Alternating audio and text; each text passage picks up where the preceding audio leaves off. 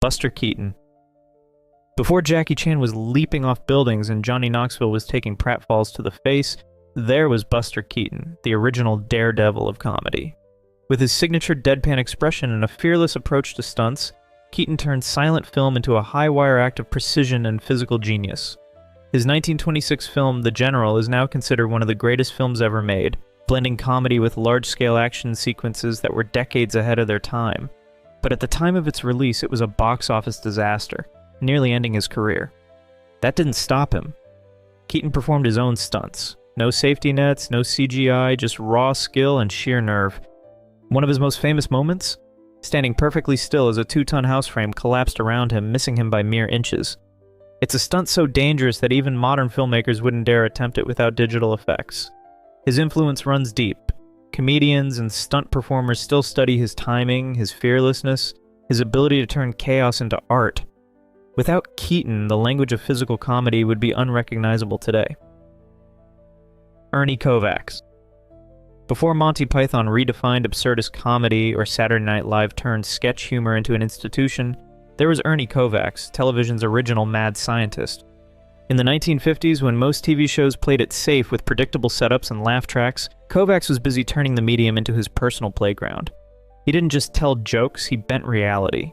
His sketches featured silent, surreal sequences, bizarre sight gags, and fourth-wall-breaking antics that made audiences feel like they had wandered into a dream.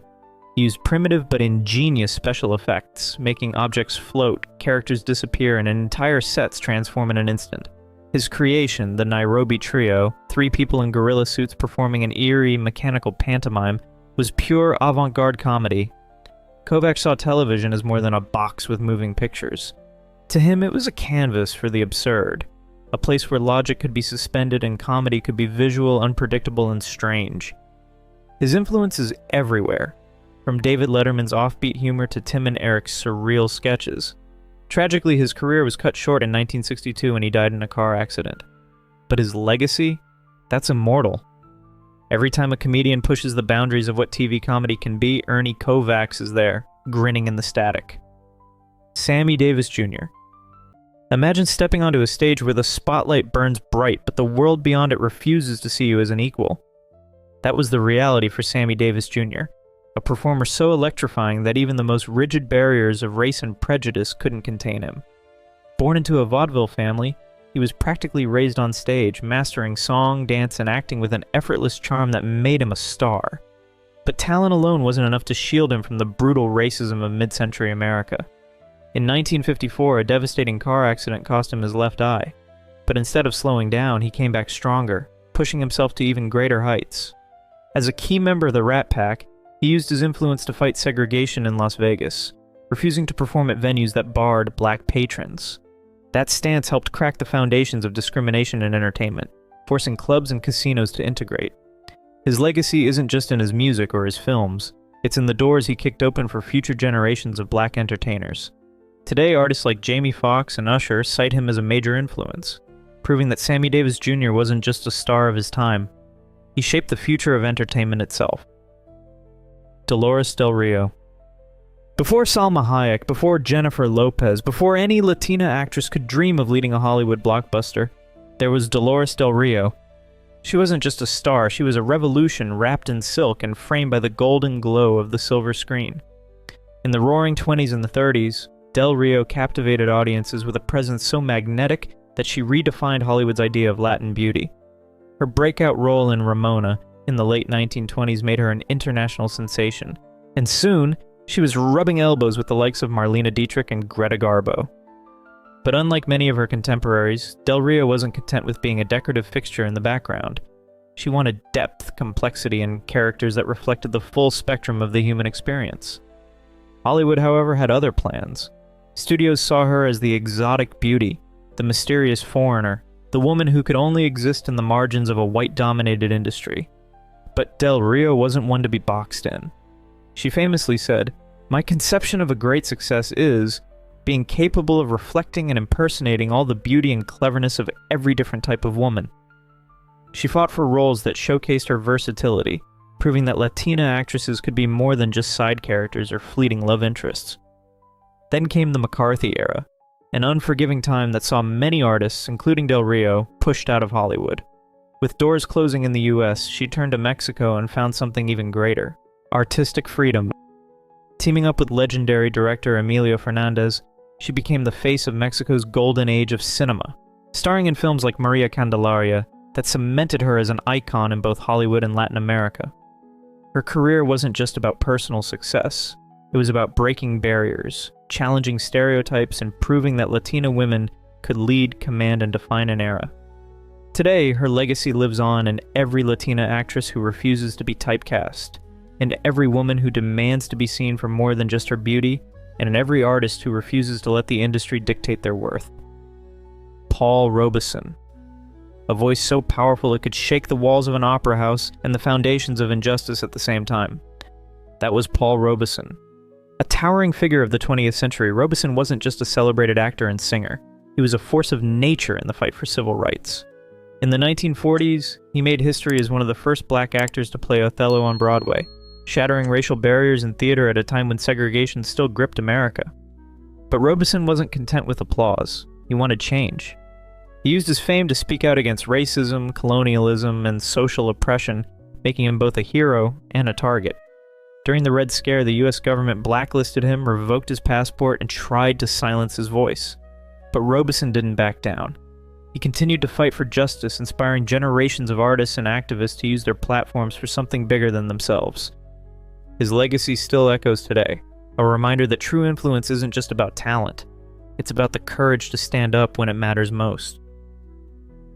Hedy Lamarr. Imagine being one of the most glamorous stars of Hollywood's golden age, gracing the silver screen, turning heads at every premiere, while secretly revolutionizing the future of technology. That was Hedy Lamarr. To most, she was the breathtaking actress who captivated audiences in films like Algiers and Samson and Delilah. But behind the dazzling exterior was a mind years ahead of its time. During World War II, Lamarr, alongside composer George Antheil, developed a groundbreaking frequency hopping system designed to prevent enemy forces from jamming torpedo signals. This technology, ignored in its time, would later become the foundation for modern Wi-Fi, Bluetooth, and GPS. Despite her brilliance, Lamarr never profited from her invention, and for decades her contributions remained buried under her Hollywood image. It wasn't until much later in life that she finally received recognition for her role in shaping modern wireless communication. Today, her legacy is more than just beauty and talent. It's proof that intelligence and innovation can thrive in the unlikeliest of places, even under the bright lights of Tinseltown. Cab Calloway. If there was ever a performer who embodied the sheer thrill of jazz, it was Cab Calloway. He wasn't just a singer. He was a showman, a pioneer, and a force of nature on stage. With his wide-eyed expressions, slick white tuxedos, and boundless energy, Calloway turned every performance into an electrifying spectacle. But what truly set him apart was his signature scat singing, an improvisational style that was as unpredictable as it was infectious. Long before James Brown slid across the stage or Michael Jackson perfected the moonwalk, Calloway was redefining what it meant to be a dynamic frontman. And in an era when racial barriers loomed large, he smashed through them, becoming the first African-American musician to sell 1 million records with Minnie the Moocher in 1931. That song, with its famous Heidi-Ho refrain, wasn't just a hit, it was a cultural phenomenon. Calloway's influence stretched far beyond the jazz clubs of Harlem. He brought his high-energy performances to major venues in Hollywood films, helping to integrate American entertainment at a time when segregation was still the norm. His flamboyant style and fearless charisma paved the way for generations of performers who followed. Today, echoes of Calloway's showmanship can be seen in the most electrifying entertainers, proving that his legacy isn't just history, it's still alive in the rhythm of modern music. Anna May Wong. Imagine being one of the most talented actresses of your time, yet constantly told you could never be the lead, not because of your skill, but because of the way you look. That was the reality for Anna May Wong, Hollywood's first Chinese-American movie star. Rising to fame in the 1920s and 30s, Wong captivated audiences with her grace and intensity, but Hollywood had already decided her fate. She was endlessly typecast as the mysterious Dragon Lady or the doomed submissive butterfly, and when the perfect role finally came, Olan in the 1937 adaptation of The Good Earth, she was denied it. The reason? Anti-miscegenation laws forbade her from playing opposite a white actor in a romantic role. Instead, the part went to a white actress in yellowface. Wong had enough. She packed her bags and left for Europe, where she was finally given the roles and the respect she deserved. She became an international sensation, working with top directors and proving that she was more than Hollywood's narrow vision of her. When she returned to the US, she used her platform to challenge racism in the industry, paving the way for future Asian American stars like Lucy Liu and Awkwafina. Decades later, her legacy still looms large. In 2022, she became the first Asian American to appear on US currency, her face immortalized on a quarter. Wong didn't just fight for herself, she fought for every actor who came after her.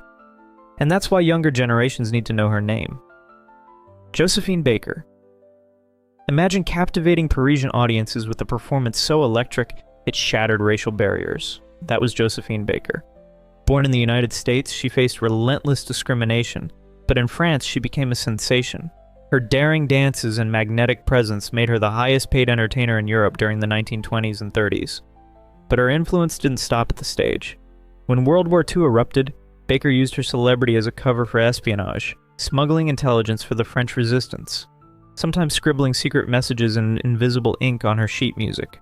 After the war, she turned her attention to civil rights, refusing to perform for segregated audiences in the United States, and adopting 12 children from different ethnic backgrounds, calling them her Rainbow Tribe, to prove that racial harmony was possible.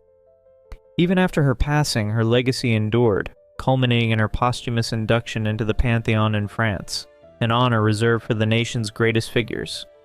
Josephine Baker wasn't just an entertainer. She was a revolutionary, a spy, and a symbol of defiance whose impact still resonates today. Sidney Poitier. Sidney Poitier didn't just act. He redefined what it meant to be a leading man in Hollywood. In an era when black actors were often relegated to servile or caricatured roles, Poitier refused to play into stereotypes. And in 1964, he made history, becoming the first black actor to win an Academy Award for Best Actor for his role in Lilies of the Field. But his impact stretched far beyond that golden statue. His performances in Guess Who's Coming to Dinner and In the Heat of the Night weren't just films, they were cultural flashpoints, forcing audiences to confront deeply ingrained racial prejudices. He wasn't just acting, he was challenging the status quo, demanding that Hollywood and America see black characters as complex, dignified, and undeniably human. His legacy is woven into the fabric of modern cinema, paving the way for actors like Denzel Washington and Chadwick Boseman, who have cited him as an inspiration. Without Poitier, the landscape of Hollywood would look very different today. Clara Bow. Before Marilyn Monroe, before Madonna, before every pop star who built an empire on effortless charisma and raw magnetism, there was Clara Bow. She wasn't just a movie star, she was the embodiment of an era.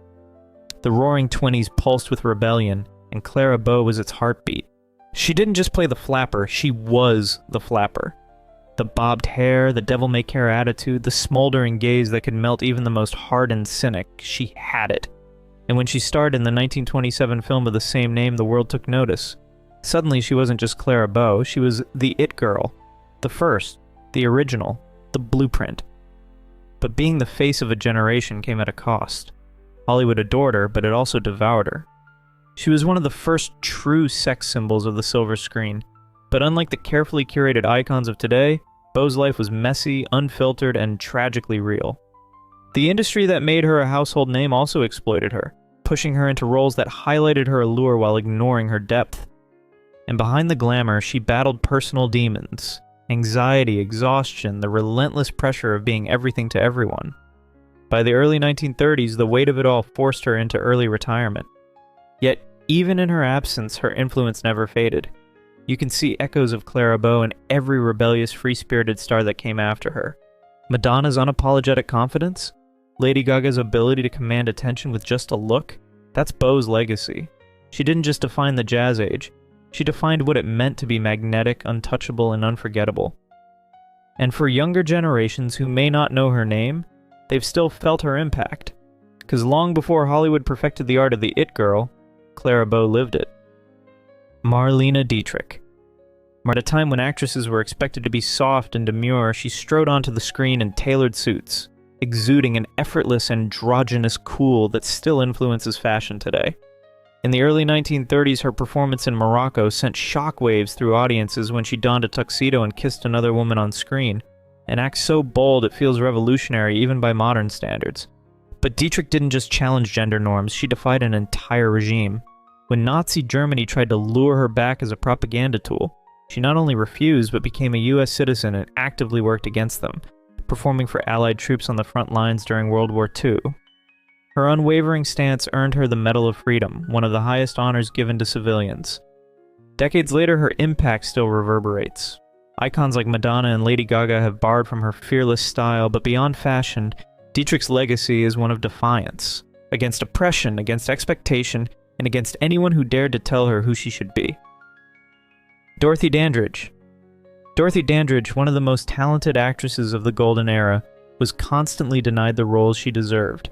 In 1954, she made history as the first black woman nominated for an Academy Award for Best Actress for her electrifying performance in Carmen Jones. But instead of Hollywood opening its doors, it slammed them shut. While white contemporaries like Marilyn Monroe were handed opportunities on silver platters, Dandridge was forced to navigate a system that saw her talent but refused to reward it.